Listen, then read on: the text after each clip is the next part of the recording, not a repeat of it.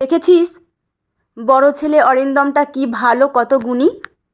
কলকাতায় বড় কোম্পানির ম্যানেজার। আর ছোটটা ওই অনির্বাণ, সারাদিন বাইক নিয়ে এদিক ওদিক ঘোরে। চায়ের দোকানে বসে কথাটা বলেই হেসে উঠলেন গোপাল কাকা। পাশে বসা দু একজনও সায় দিলেন। একই মায়ের পেটের দুই ছেলে, একজন সোনা আর একজন যেন মাটি। কথাগুলো পাশ দিয়ে যাওয়ার সময় স্পষ্ট শুনতে পেল অনির্বাণ। এক মুহূর্তের জন্য তার পা থেমে গেল। তারপর আগের মতোই মুখে ছোট্ট একটা হাসি ফুটিয়ে আবার হাঁটতে শুরু করলো। এমন কথা সে নতুন শুনছে না। গত 8-10 বছর ধরে গ্রামের প্রায় প্রত্যেকটা মানুষ একই কথা বলে আসছে। কারো সামনে প্রতিবাদ করেনি সে, কারণ একটা সময়ের পর মানুষ নিজের অপমানের সঙ্গেও অভ্যস্ত হয়ে যায়। অনির্বাণদের বাড়িটা গ্রামের একেবারে শেষ প্রান্তে। পুরনো দোতলা বাড়ি। বাবা হরনাথ চক্রবর্তী অবসরপ্রাপ্ত স্কুল শিক্ষক। মা মীনাক্ষী দেবী সংসার সামলান। বড় ছেলে অরিন্দম কলকাতার নামী কোম্পানিতে চাকরি করে। বছরে 2-3 বার বাড়ি আসে। যখনই আসে পুরো গ্রাম যেন গর্বে ভরে ওঠে। কেউ মিষ্টি নিয়ে আসে, কেউ বলে, দাদা আমার ছেলেটাকে একটা চাকরি করে দিন। কেউ আবার বলে, আপনার মতো ছেলে সবার ভাগ্যে হয় না। হরনাথবাবুর বুক গর্বে ভরে যায়। আর ঠিক সেই সময়েই বাড়ির উঠোনে পুরনো মোটর সাইকেলটা ধুতে থাকে অনির্বাণ। কেউ তাকে ডাকে না, কেউ তার দিকে তাকায়ও না, যেন সে এই বাড়িরই একজন নয়। সেদিন দুপুরে অরিন্দম বাড়ি এসেছে। বাড়িতে যেন উৎসবের পরিবেশ। মীনাক্ষী দেবী নিজের হাতে ছেলের প্রিয় চিংড়ি মালাইকারি রান্না করেছেন।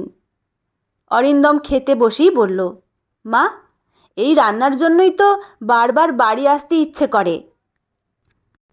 মা হেসে ফেললেন। ঠিক তখনই অনির্বাণ বাইরের কাজ সেরে ঘরে ঢুকল। মুখে ঘাম, হাতে ধুলো। সে চুপচাপ কলের কাছে গিয়ে হাত মুখ ধুতে লাগলো। অরিন্দম একবার তাকিয়ে বলল, কোথায় ছিলি? মধুদার ওষুধ এনে দিলাম, তারপর ঘোষ কাকার ধানের টাকা ব্যাংক থেকে তুলে দিলাম। অরিন্দম বিরক্ত হয়ে বলল, এসব করেই তো দিন কাটিয়ে দিবি, নিজের ভবিষ্যৎ নিয়ে কখনো ভাবিস? হরনাথবাবুও বলে উঠলেন, তোর দাদার থেকে একটু শেখ। জীবনে কিছু করতে হয়, শুধু লোকের কাজ করলে মানুষ বড় হয় না। কথাগুলো শুনে অনির্বাণ শুধু মাথা নিচু করল। সে জানে এই বাড়িতে তার হয়ে কথা বলার কেউ নেই। রাতে খাওয়া শেষে অরিন্দম বারান্দায় বসেছিল। দেখল অনির্বাণ আবার বাইক নিয়ে বেরিয়ে যাচ্ছে। সে অবাক হয়ে জিজ্ঞাসা করল, এই রাতে কোথায় যাচ্ছিস? একটু কাজ আছে। কি কাজ? ফিরে এসে বলবো, বলে চলে গেল। অরিন্দম বিরক্ত হয়ে বলল, দেখেছ মা, কোনো কাজের ঠিক নেই। মীনাক্ষী দেবী দীর্ঘশ্বাস ফেলে বললেন, জানিসই তো ও ছোট থেকেই এমন। কিন্তু তারা কেউ জানতো না সেই রাতে অনির্বাণ সোজা হাসপাতালে যাচ্ছিল। গ্রামের বৃদ্ধ রমেশ কাকুর রক্তের দরকার ছিল। নিজের রক্ত দিয়ে ভোর 4টায় বাড়ি ফিরল সে, কিন্তু কাউকে কিছু বলল না, কারণ সে বিশ্বাস করত ভালো কাজের বিজ্ঞাপন দিতে নেই। পরদিন সকালে আবার সবাই আগের মতোই শুরু করলো। অনির্বাণ কিছুই করে না, দাদার টাকাতেই তো সংসার চলে, ও শুধু সময় নষ্ট করে, ইত্যাদি ইত্যাদি। অনির্বাণ হাসল। শুধু মা একবার বললেন, খেয়ে যা বাবা। এইটুকুই। সারাদিনের মধ্যে এটাই ছিল তার প্রাপ্ত সবচেয়ে বড় ভালোবাসা। সন্ধ্যায় হঠাৎ অরিন্দমের অফিস থেকে ফোন এলো। একটা বড় প্রজেক্টের জন্য তাকে বিদেশে যেতে হবে। পুরো বাড়ি আনন্দে ভরে গেল। আত্মীয়রা ফোন করতে শুরু করলো, হরনাথ দা, আপনার বড় ছেলে এবার বিদেশ যাচ্ছে। বাবার চোখ আনন্দে চকচক করে উঠল। তিনি সবার সামনে গর্ব করে বললেন, আমার অরিন্দম ছোটবেলা থেকেই আলাদা ছিল। অনির্বাণ পাশের ঘরে দাঁড়িয়ে সব শুনছিল। তার মুখে কোনো অভিমান ছিল না, ছিল শুধু মৃদু হাসি, কারণ সে সত্যিই দাদার সাফল্যে খুশি। সেই রাতেই হঠাৎ অনির্বাণের ফোনে একটা কল এলো। ফোনটা ধরতেই তার মুখের রং বদলে গেল। সে কোনো কথা না বলে তাড়াতাড়ি আলমারি খুলে একটা পুরনো ফাইল বের করলো। ফাইলের ভেতরে কিছু কাগজ, কয়েকটা ব্যাংকের রসিদ আর একটা মেডিকেল রিপোর্ট। রিপোর্টটা হাতে নিয়ে সে অনেকক্ষণ চুপ করে বসে রইল। তারপর খুব আস্তে করে বলল, আর কতদিন লুকিয়ে রাখতে পারবো? সারা রাত অনির্বাণের চোখে ঘুম এলো না। বারবার সেই ফোনটার কথা মনে পড়ছিল। ডাক্তার খুব শান্ত গলায় বলেছিল, মিস্টার অনির্বাণ, আপনার বাবার রিপোর্ট কিন্তু খুব একটা ভালো নয়। আর দেরি করবেন না, খুব দ্রুত অপারেশন করতে হবে। অনির্বাণ জানত এই দিনটা একদিন না একদিন আসবেই, কিন্তু সে চেয়েছিল অন্তত দাদার বিদেশ যাওয়ার আগে যেন কেউ কিছু না জানতে পারে। তাহলে দাদার আর বিদেশ যাওয়া হবে না। বাবার খুব আশা তার ছেলে বিদেশে যাবে। সেই আশা কিছুতেই পণ্ড হতে দিতে পারবে না সে। আলমারির ভেতরে রাখা ফাইলটা আবার খুলল সে। একটার পর একটা ব্যাংকের রসিদ। কারো কাছে এগুলো শুধু কাগজ, কিন্তু অনির্বাণের কাছে এগুলো ছিল তার গত 5 বছরের না পাওয়া স্বপ্ন। নিজের নামে কেনা একটা ছোট্ট গ্যারেজ বিক্রি করে দিয়েছিল সে, বাবার চিকিৎসার জন্য। কেউ জানতো না। লোকের বাড়িতে ছোটোখাটো বৈদ্যুতিক কাজ, মোটর সারানো, বাইকে করে ওষুধ পৌঁছে দেয়া, যা টাকা পেত সব চুপচাপ জমাতো। সবাই ভাবত ছেলেটা কিছুই করে না, কিন্তু কেউ কোনো দিন জিজ্ঞেস করেনি সারাদিন সে কোথায় থাকে। পরদিন সকাল, অরিন্দম বিদেশ যাওয়ার প্রস্তুতি নিচ্ছে। ঠিক তখনই হরনাথবাবু হঠাৎ বুক চেপে মাটিতে লুটিয়ে পড়লেন। মীনাক্ষী দেবীর চিৎকারে পুরো বাড়ি কেঁপে উঠল। অনির্বাণ ছুটে এলো সে। এক মুহূর্ত দেরি করল না, নিজেই বাবাকে কোলে তুলে গাড়িতে তুলল।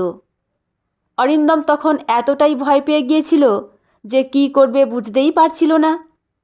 হাসপাতালে পৌঁছাতে ডাক্তার বললেন, অবস্থা খুবই জটিল, যত তাড়াতাড়ি সম্ভব অপারেশন করতে হবে। তারপর এলো সেই কথাটা, অপারেশনের খরচ প্রায় 12 লক্ষ টাকা। ঘরের ভেতর নেমে এলো মৃত্যু নীরবতা।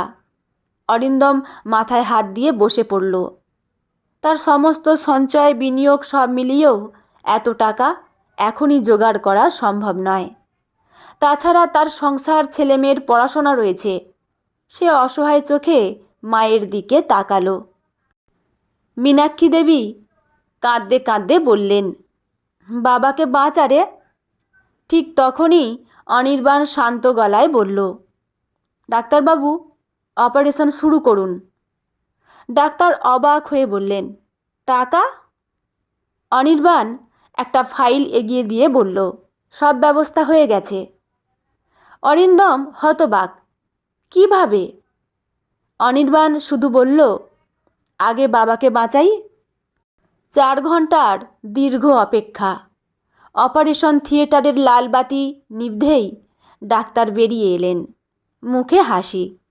ভয়ের কিছু নেই, অপারেশন সফল হয়েছে। মীনাক্ষী দেবী ছেলেকে জড়িয়ে ধরে কেঁদে ফেললেন। অরিন্দমের চোখেও জল, কিন্তু তার মনে একটাই প্রশ্ন, অনির্বাণ এত টাকা পেল কোথায়? সন্ধ্যায় বাড়ি ফিরে অনির্বাণের ঘরে গিয়ে দেখে একটা ফাইল পড়ে আছে বিছানায়। ফাইল খুলতেই অরিন্দমের হাত কেঁপে উঠল। গ্যারেজ বিক্রির কাগজ, ফিক্সড ডিপোজিট ভাঙার রসিদ, রক্তদানের সার্টিফিকেট, ওষুধ কেনার বিল, আর একটার পর একটা হাসপাতালের রসিদ। সব কাগজে একটাই নাম, অনির্বাণ চক্রবর্তী। সবশেষে একটা ভাঁজ করা চিঠি। অরিন্দম কাঁপা হাতে খুলল। লেখা ছিল, দাদা, তুমি যেন কোনোদিন নিজের স্বপ্ন থামিয়ে না দাও, তাই তোমায় জানাইনি। বাবা চাইতেন যে তুমি অনেক বড় হও, তাই বাবার চিকিৎসার কথা কখনো তোমাকে বলিনি। তুমি যদি মাঝপথে থেমে যেতে, বাবা নিজেকে কোনোদিন ক্ষমা করতে পারতেন না। আমি ছোট মানুষ, ছোট কাজ করি, তাই এই দায়িত্বটা আমি নিজের কাঁধে নিয়েছি। শুধু একটা অনুরোধ, যদি কোনোদিন জানতে পারো, আমাকে নিয়ে আর লজ্জা পেও না। আমি শুধু আমাদের পরিবারটাকে বাঁচিয়ে রাখতে চেয়েছিলাম। চিঠিটার ওপর অরিন্দমের চোখের জল পড়ে কালি ছড়িয়ে গেল।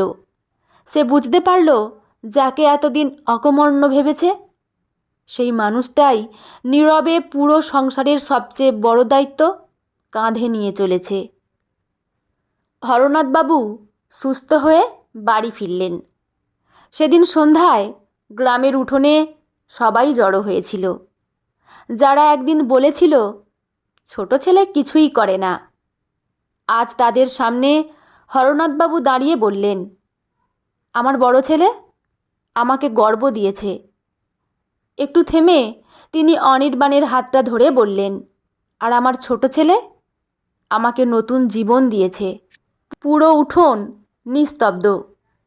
অরিন্দম এগিয়ে এসে সবার সামনে নিজের ছোট ভাইকে জড়িয়ে ধরল। কাঁদতে কাঁদতে বলল, ক্ষমা করে দে ভাই, আমি তোর যোগ্য বড় ভাই হতে পারিনি। অনির্বাণ হেসে বলল, ভাইয়ের কাছে আবার ক্ষমা কিসের দাদা? তুই ভালো থাকলেই তো আমি ভালো থাকি। মীনাক্ষী দেবী দুই ছেলেকে বুকে জড়িয়ে ধরে কাঁদতে লাগলেন। সেদিন প্রথমবার গ্রামের মানুষ বুঝেছিল, সফল হওয়া আর মহান হওয়া এক জিনিস নয়। কেউ বড় হয় পদমর্যাদায়, আর কেউ বড় হয় নিঃস্বার্থ ভালোবাসায়। অনির্বাণের কোনো বড় চাকরি ছিল না, কোনো দামি গাড়ি ছিল না, কিন্তু তার ছিল এমন একটা হৃদয় যেখানে নিজের স্বপ্নের চেয়েও পরিবারের হাসির দাম বেশি ছিল। বন্ধুরা, গল্পটি এখানেই সমাপ্ত। আপনাদের কেমন লাগলো অবশ্যই কিন্তু কমেন্ট করে জানাবেন। আর হ্যাঁ, আমার চ্যানেলে নতুন বন্ধু হয়ে থাকলে চ্যানেলটি প্লিজ সাবস্ক্রাইব করে পাশে থাকবেন। এতে করে আরও নতুন নতুন গল্প পাঠ করার জন্য আমরা উৎসাহিত পাই। লেখা রূপবালা সিংহ রায়, পাঠে আমি রিমি। দেখা হচ্ছে পরের কোনো গল্প নিয়ে। ভালো থাকবেন সবাই। ধন্যবাদ।